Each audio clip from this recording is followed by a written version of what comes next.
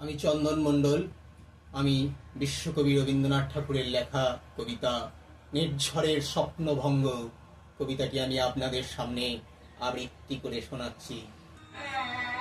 আজি এ প্রভাতে রবির কর কেমনে পশিল প্রাণের পর, কেমনে পশিল গুহার আধারে প্রভাত পাখির গান। না জানি কেন রে এতদিন পরে জাগিয়া উঠিল প্রাণ, জাগিয়া উঠেছে প্রাণ। ওরে উথলি উঠেছে বাড়ি, ওরে প্রাণের বাসনা প্রাণের আবেগ রুধিয়া রাখিতে নারী।